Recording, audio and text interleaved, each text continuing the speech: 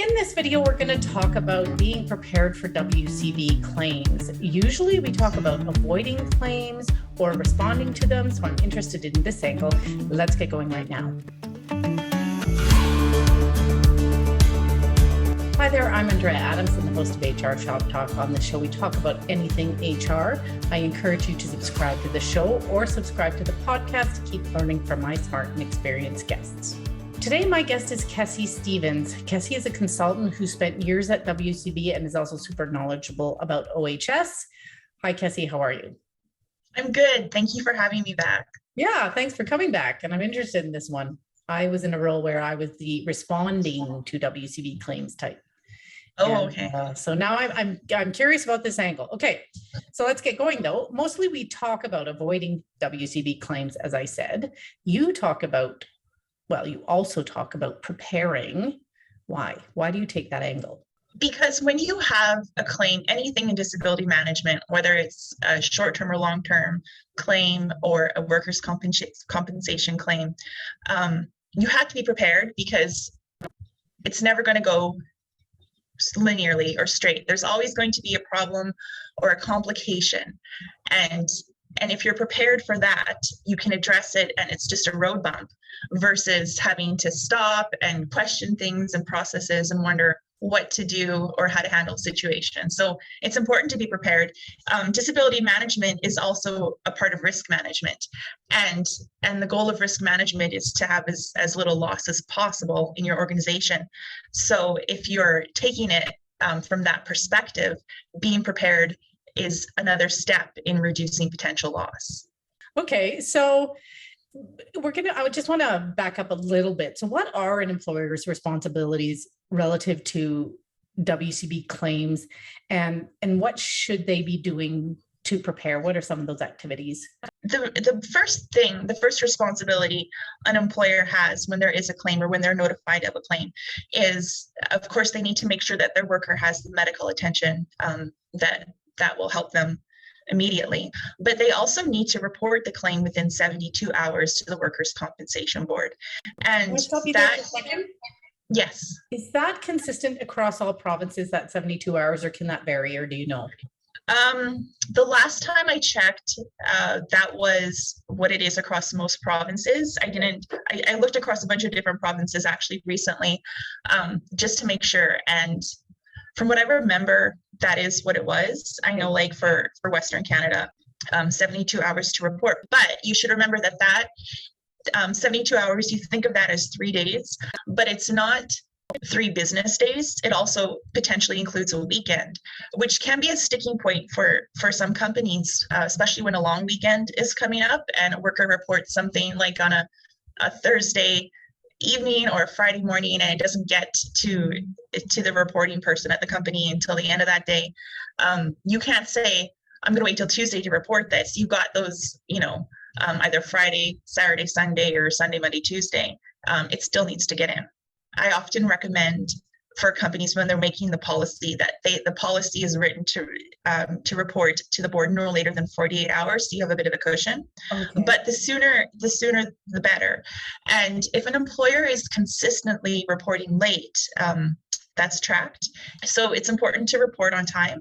It's important to give the information that they ask for as soon as possible when they ask for it so that they can do their process of helping that injured worker, whether it's lost wages or more information about the nature of the injury or the nature of the job, especially around progressive injuries where you don't know exactly when they started, but it was something that built up over a period of time.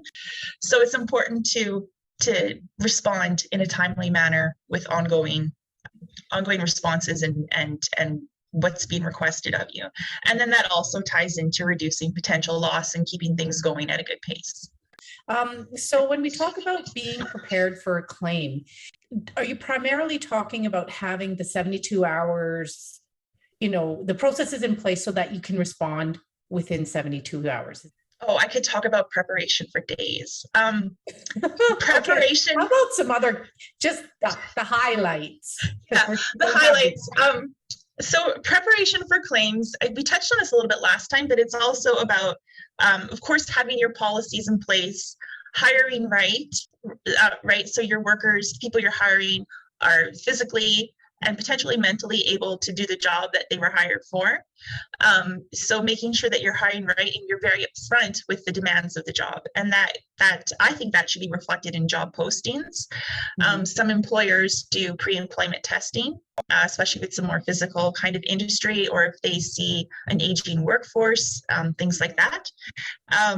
And in your orientation, letting your workers know that you have this program, what your expectations are of them, and what their expectations of you as an employer should be, and letting them know and sign off that they're aware of a modified work program, and that they're aware of the violence and harassment prevention program at your company, things like that.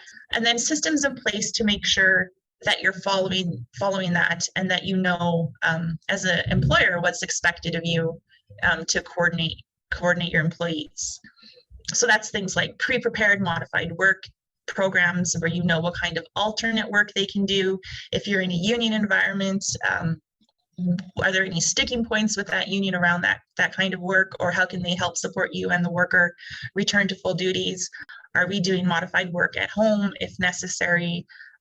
Being flexible with hours and shifts if that needs to happen. So having systems in place for that. But of course, hiring right, making sure you have your policies, and having a modified or an alternate work program is the three basic ones, I would say. I want to talk a little bit about modified work programs you talked about, and that's something that you might have somehow prepared in advance. Like, every employee's injuries are different, but can you talk about how you might be prepared?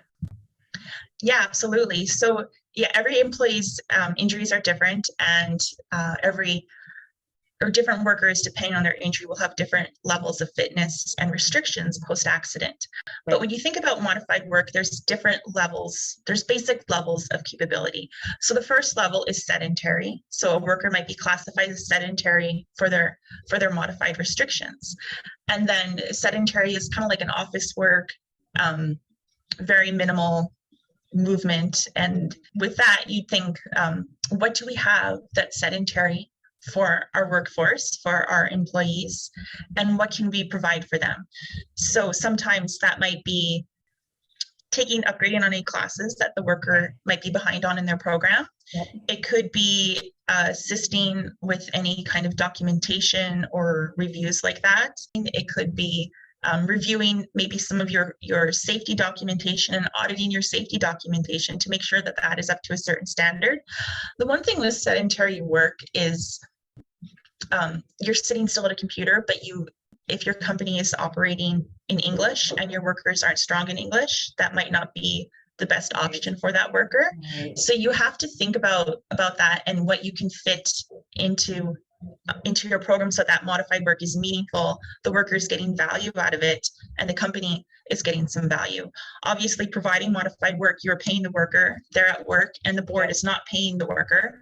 Yeah. So you're saving a lot of money on your premiums, and you're also avoiding time loss days, which is really important if that's a factor that plays into your relationship with your contractors or your bidding. Yeah. Then there's light level of modified, which is where you can lift up to 10 pounds.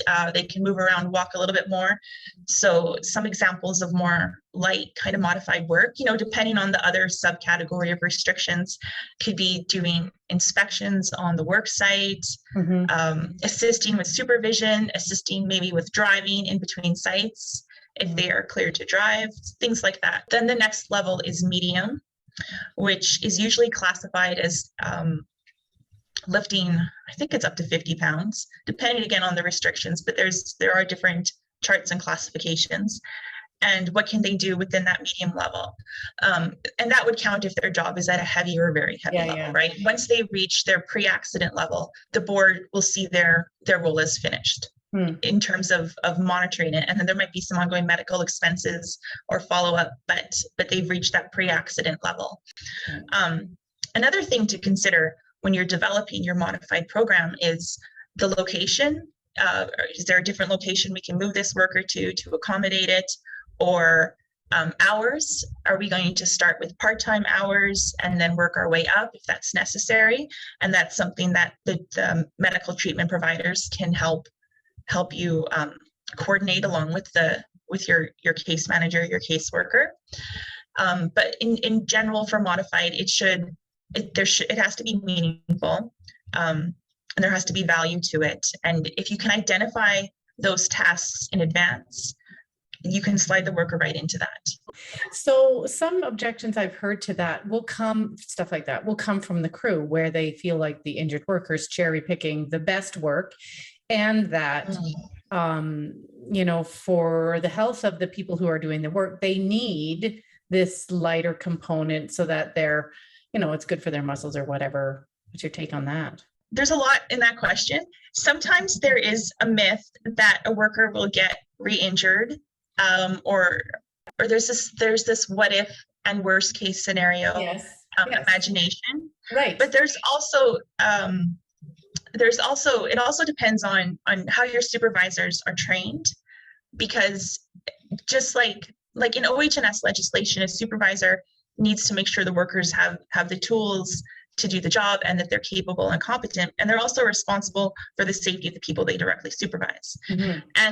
And that should be built into your supervisor training programs, their job descriptions and expectations, because at the end of the day, you don't want to be, especially if you have construction environment where people are out in the field or out in the shop, you don't want to be sending every modified worker to the HR department and saying, find something for this guy to do. Sometimes the workers feel bullied by the crew, or they internalize that they're hurt and they're doing something a little bit different. And it's up to the supervisor to make sure that that's not happening for the people that they're responsible for. And sometimes that's a really serious problem with companies. And one thing that I've done in the past that helps is a training for supervisors where they also understand the financial impact. Yes. Some supervisors are more like, people persons. And then some, when they understand the business aspect of it, that's what it takes to get them on board. If this has helped you in some way, subscribe to see all the episodes and comment. Do you prepare for WCB claims? If so, how? Let us know in the comment section. Okay, so we've covered a lot of ground here, and I think we've already covered some of the mistakes, but maybe you can summarize, or maybe you'll have something to add. What are the mistakes that employers are making around WCB claims and preparation? Some of the big ones are when an employer it kind of lays back and isn't proactive with the claim. Mm-hmm. So, for example, they might have a worker who has rolled an ankle. Maybe he's been sent home, so you're getting those rising costs. So not being conscious of that, and then assuming that the board is going to handle all of it and you don't have to have an active role, because the board might not handle it, or they might not follow up in as timely of a way as you can. And so I would recommend, if you as an employer have a claim, and even if a worker is on modified work, set in your calendar regular times that you're going to contact the worker. Mm-hmm. And then they know too, and they have that peace of mind. Mm-hmm. And then set in your calendar regular times to follow up with the caseworker. Mm. So that because if you miss something important, that could cost you a lot of money, or it could be missing information, and you can't count that they're going to call you every time and follow up. Right. So being proactive that way, I think, is the most important thing. And I think it's a mistake that a lot of employers make. And then it's too late. And then you get your premium statement the next year, and you're like, oh, look at this, like a claim that affected us 2 years ago, because there's a lag year. We should have paid more attention to it, and now we're in hot water. So now we've talked about being proactive this whole time and being prepared, but let's just say all that you've got a claim, some employee got injured. What should an employer be doing, and what mistakes are you seeing post-injury? I guess that general lack of communication, and another thing would be assuming that everything is going okay with your worker and not checking in. Oh, that's the big one. Okay. Not making the worker feel included with the rest of the company activities and crews. So let's say you had someone who was severely injured and away from work, or they were away from work for a little bit because they were having a surgery and they were going to come back, and it was your regular monthly barbecue. Invite them to come out. Don't make them feel left out that way. Another thing is workers might need extra supports that you can provide for them. So that could be anything from helping them with transportation issues to maybe they need some extra equipment to do their physical therapy. You can certainly pay for that for them. And then doing those regular check-ins. And if there is anything, inviting them to communicate that to you, and then doing what you can to address it. And if you can't, if it's something that is not related to the claim or unrealistic, explaining why. You talked about paying for stuff, you know, before the board has a chance, so you don't get penalized and charged for that. How do you know that it's medically justified? Yeah, so when I say paying for stuff, I mean services that the board doesn't have to pay for. They do have to pay for your doctor appointments if they've directed it, your physical therapy, you know, your surgeries, things like that. But they don't have to pay for your taxis, your interpreters, which are very expensive, and they will pay for that. The hotels for the workers, if they're traveling, mileage. If you're reimbursing your workers for that stuff, that can save significant costs on your claims. So you can arrange that with the worker and in your program up front, and then the costs that really apply to the claim are going to be there. So it's going to be medical and any potential time loss, or if it comes to the point where the worker needs vocational, that's going to be on there as well. Okay, so earlier, and we've spent a lot of time talking about employer responsibilities, but what about the employee?